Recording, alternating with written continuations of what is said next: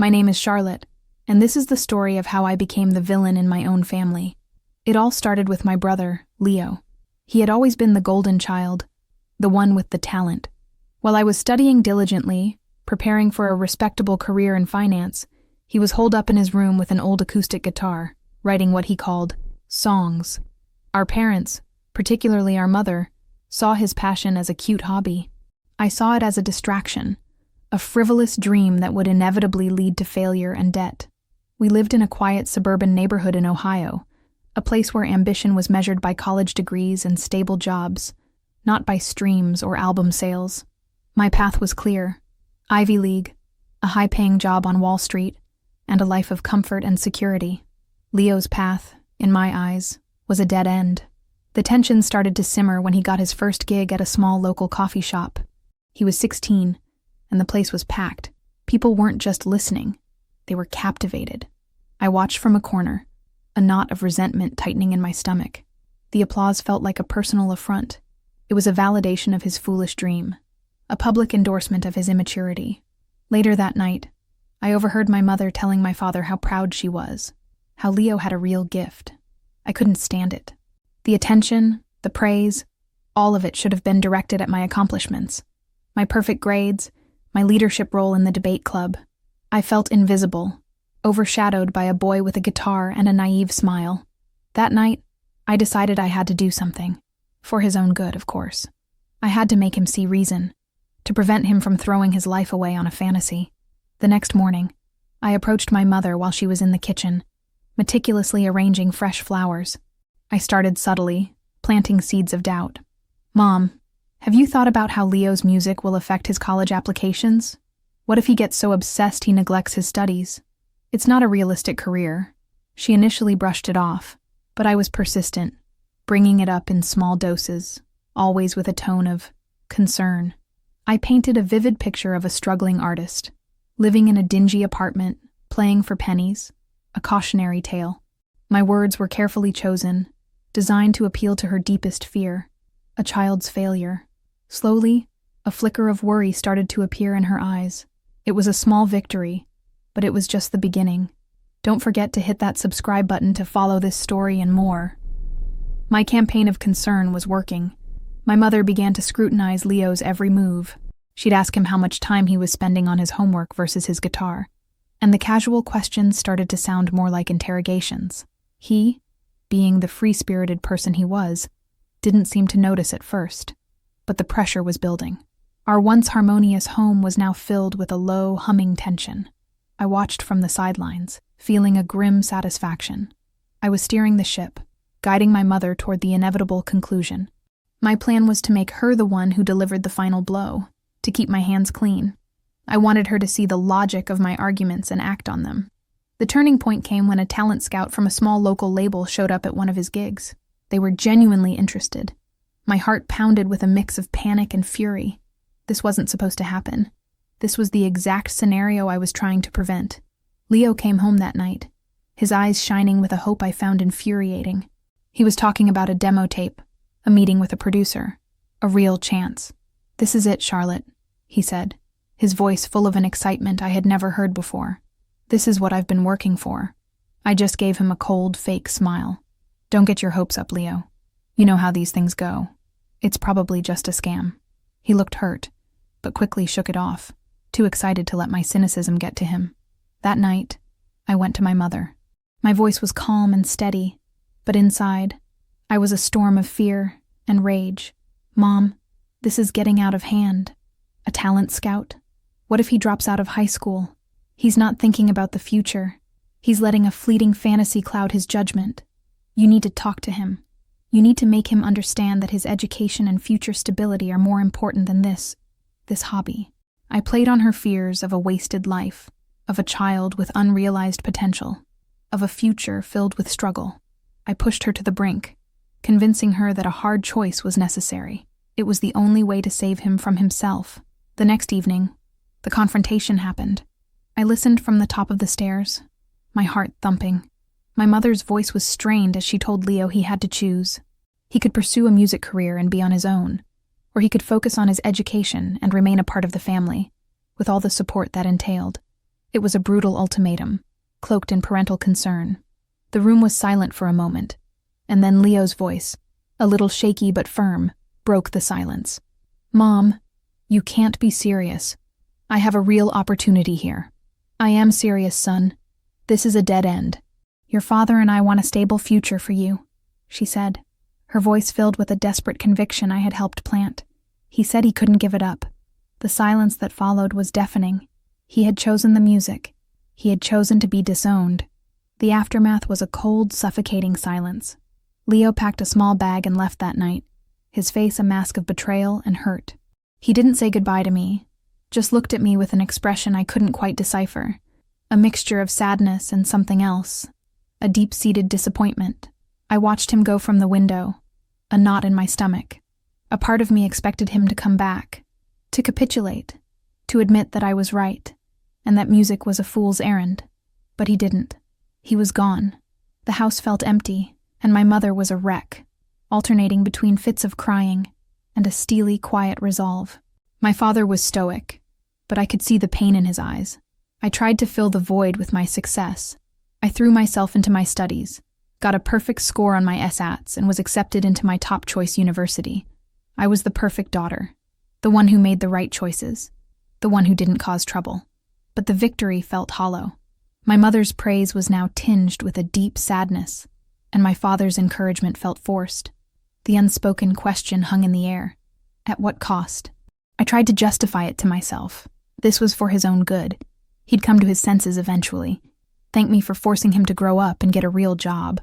My life was moving forward, just as I had planned. His was, well, I didn't know. And I told myself I didn't care. Over the next few months, I heard almost nothing about Leo. My mother would occasionally mention a friend of a friend who saw him playing at a bar downtown, but she would quickly change the subject, her face closing off. I would do a quick search online, finding nothing but an outdated social media profile. The silence was a new kind of weapon. It was a constant reminder of the chasm I had created. The guilt would creep in sometimes, a fleeting whisper of doubt. What if I was wrong? What if he was actually happy? But I would quickly squash those thoughts, telling myself that it was a necessary evil. I had to protect my family, to save my brother. It was a lie I told myself every day, a flimsy shield against the truth of my actions. I was the architect of his pain, and I knew it. My life continued on its planned trajectory. I left for college, a prestigious institution in the Northeast, the one I had worked so hard to get into. The new environment was a welcome distraction. I made new friends, took challenging courses, and networked with ambitious people just like me. I was finally where I was supposed to be, surrounded by people who understood the value of hard work and a clear-cut career path. But even in this new, exciting world, the ghost of my brother lingered. Every time I saw a street musician, my breath would catch in my throat. Every time I heard a captivating melody, I would wonder if it was him, and I would feel a pang of something I refused to name. Months turned into a year. My life was a whirlwind of classes, internships, and parties. A perfect life on paper. But something was missing. The sense of achievement I had always chased felt empty. I was doing everything right, but I wasn't happy. My mother's calls were infrequent and short, filled with updates on family friends, but never a mention of Leo. It was as if he had been erased from our lives. The silence was a form of grief. One night, while procrastinating on a paper, I decided to do another search for Leo. My heart wasn't in it. It was more of a reflex. This time, however, something came up. A name I didn't recognize, and an article from a music blog. I clicked on it, my hands shaking slightly. The article was a profile on a rising new producer, a woman named Lena. The piece talked about her unique sound and her incredible talent for spotting raw, authentic artists. And then, a name jumped out at me from the text. Leo Hayes. The article mentioned her latest project, an artist she had found in a small Ohio coffee shop. The description of his music was uncannily familiar, soulful, raw, and deeply personal. I felt a cold dread spread through me. I scrolled down, my eyes darting across the screen. The article mentioned that Lena had been so impressed with his talent that she had offered him a place to stay and a contract on the spot before he was even legally an adult. She had taken him under her wing, not just as a producer, but as a mentor, seeing his potential and shielding him from his own family drama. The words hit me like a physical blow. He chose his art over his family, and it was a decision that took incredible courage, the article quoted Lena as saying. She knew. She knew about the ultimatum. My blood ran cold. She had saved him. She had given him a lifeline when I had tried to cut him adrift. The article included a link to his new EP. I hesitated for a moment, my hand hovering over the mouse. My brother's voice filled my dorm room. The music was beautiful, a raw and powerful expression of emotion. It was filled with a familiar longing, but also a newfound strength. I recognized the melodies he had played in his room, but they were richer, more mature, and layered with a professional touch. One of the songs was titled The Unspoken, and the lyrics were a gut punch. It was about a family that couldn't see him, that tried to smother his passion. It was about me. The song was a searing indictment of my actions, a public, beautiful, and devastating condemnation. The shame washed over me. I had not saved him. I had almost destroyed him, and an outsider had come in and picked up the pieces I had so carelessly shattered. Make sure to subscribe to the channel to catch the rest of this emotional roller coaster. The shame and shock from the discovery were a physical weight. I couldn't stop listening to the EP. Each song was a new revelation, a glimpse into the pain I had caused. The lyrics were like daggers, cutting through my carefully constructed facade of a perfect life. I was no longer the successful, ambitious daughter. I was the person who had driven her brother away. The perfect GPA, the prestigious internship, all of it felt meaningless. I was a fraud. My carefully planned life felt like a house of cards, and one small piece of music was threatening to bring it all down. I tried to talk to my mother, to bring up Leo's name, to see if she knew, but she would immediately shut down the conversation, her face hardening. The silence I had helped create was now a barrier I couldn't break. I realized that my actions hadn't just hurt Leo. They had broken my mother. She was grieving the loss of her son, a loss she believed was necessary, but was now clearly questioning. The guilt was a constant companion, gnawing at me. I started to notice how much I had to lose. My perfect life was built on a foundation of my brother's absence. If he returned, what would that mean for me? Would my parents' affection shift back to him? Would they finally see me for what I had done? The thought terrified me. I began following Lena's social media, watching from the shadows. She and Leo seemed to have an incredible creative partnership and a deep friendship. They looked happy. They were traveling, playing in new cities, creating music. It was the life he had always dreamed of, and he was living it, not because of me, but in spite of me. The bitterness was still there, a low hum beneath the guilt. He was succeeding without me. He was happy without me. I had wanted to save him, but I had only pushed him into a life of success I could never have imagined. The next time I spoke to my mother, I tried a different tactic. I didn't bring up the music, but I spoke about how much I missed him, how much I regretted that things had turned out the way they did. "He's still your brother, Mom," I said, my voice shaking slightly. She didn't respond for a long time. Then, quietly, she said, "You always knew what was best for everyone, didn't you, Charlotte?" The words weren't a question. They were an accusation. She knew. She had seen my role in this, and she had been silently resenting it, resenting me, for months. The realization was a devastating blow. My perfect world was crumbling, not because of an outside force, but because of the poison I had put into it myself. The confrontation with my mother left me in a state of turmoil. The carefully constructed narrative of my life had been shattered. I wasn't the heroic older sister who saved her brother from a life of poverty. I was the jealous, controlling sister who had tried to ruin his dreams. I was the reason my family was broken. The truth was a mirror I couldn't look away from. My grades started to slip. I became withdrawn, and my friends noticed.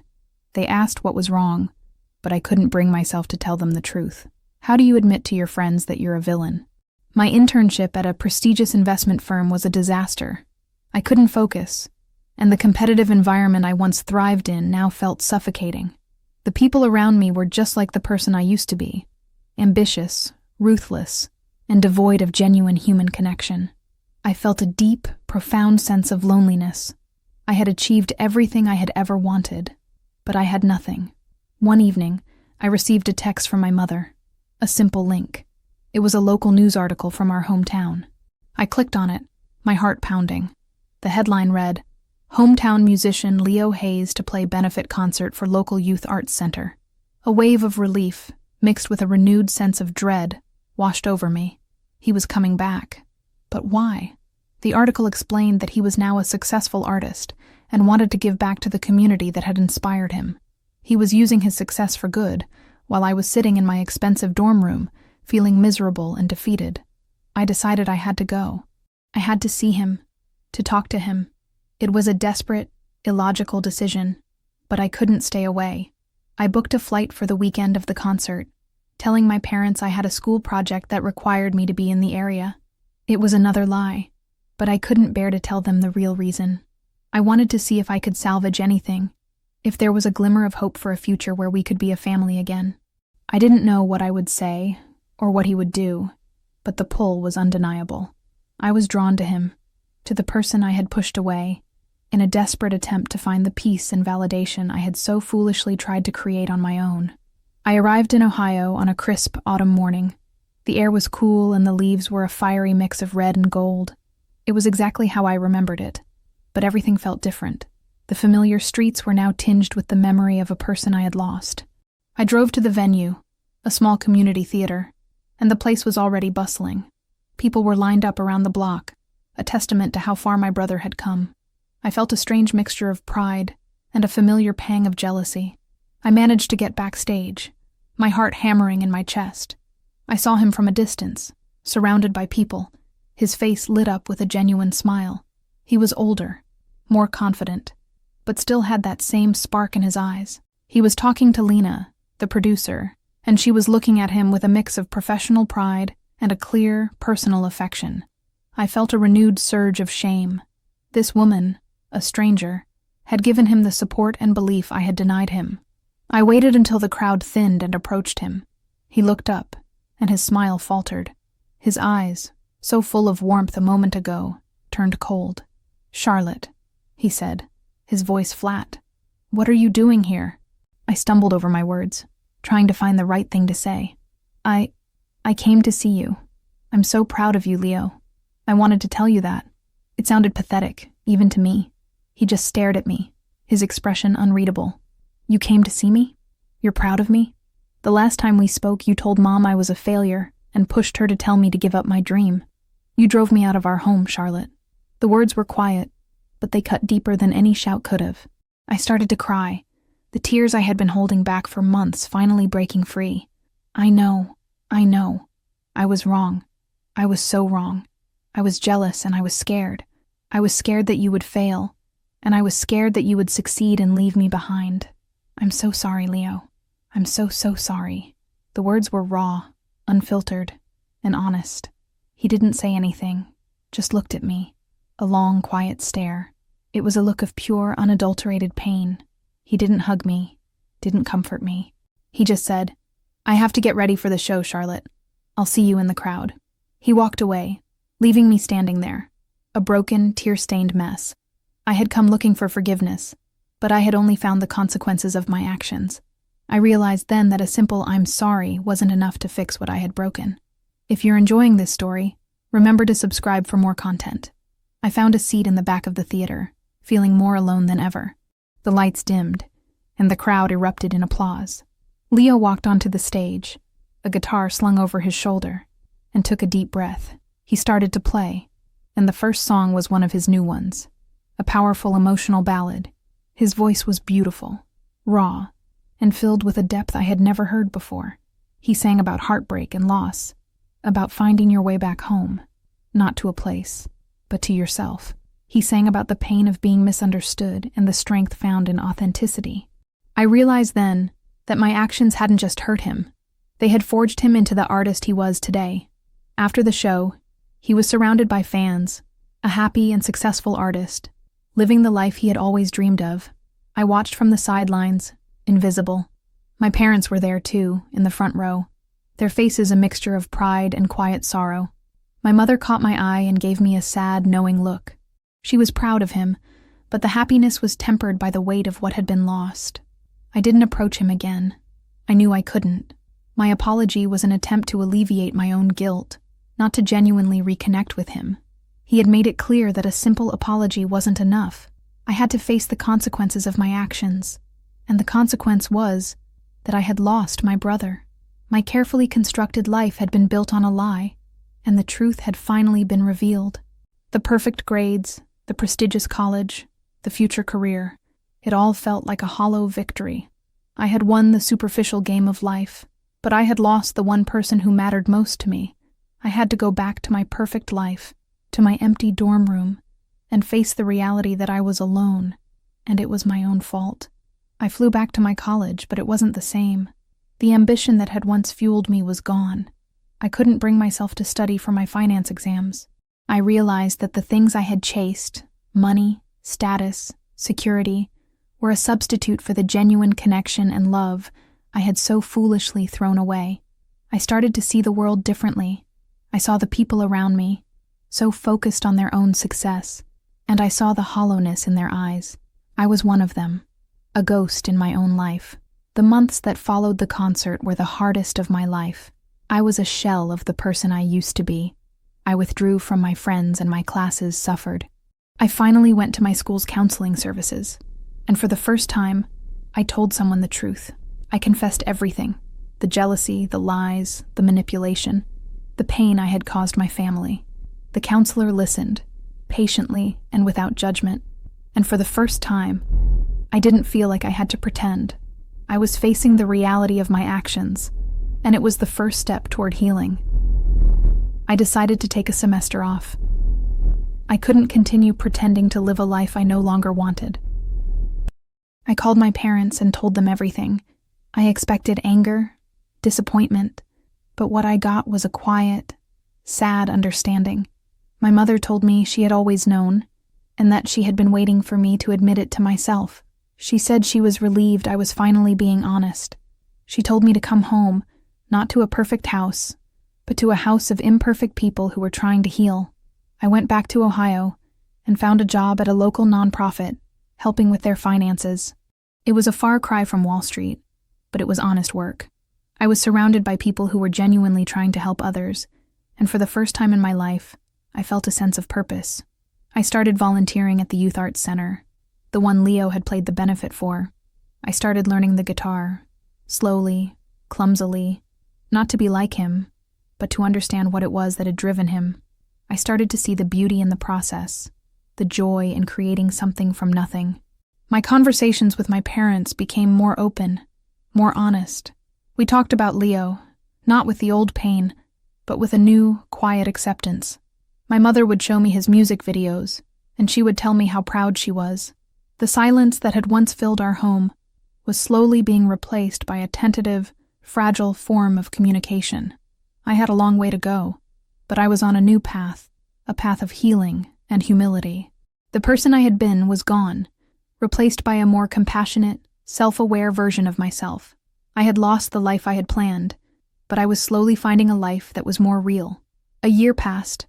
I was still living at home, working at the nonprofit, and slowly, painstakingly, rebuilding my life. I had no contact with Leo. My mother would occasionally give me updates, but I never reached out. I knew I couldn't.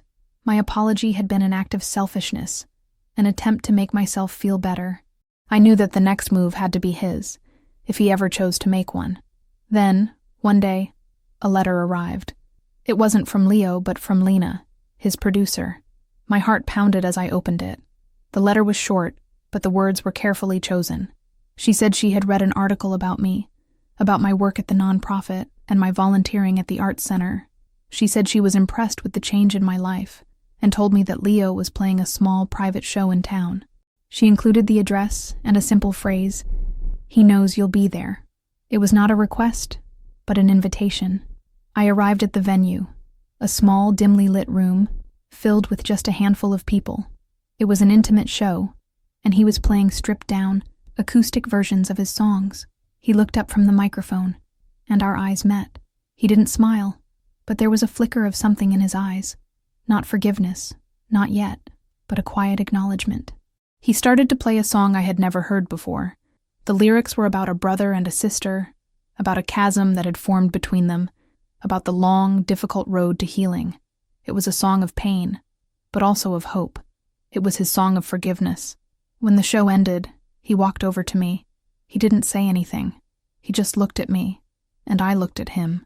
There was so much that was unspoken between us. The anger, the pain, the betrayal, and the hope. He reached out and hugged me. It wasn't a hug of immediate forgiveness, but a hug of acceptance, of a shared history, and a difficult future. The weight I had been carrying for so long finally lifted. He had chosen to forgive me, to give me a chance to be his sister again. I had lost him once, but I had finally found my way back to him, not by demanding it, but by humbly accepting the consequences of my mistakes. My brother's music had become a path to his success and my redemption. This is the end of the story, but remember to subscribe and turn on notifications so you don't miss our next video.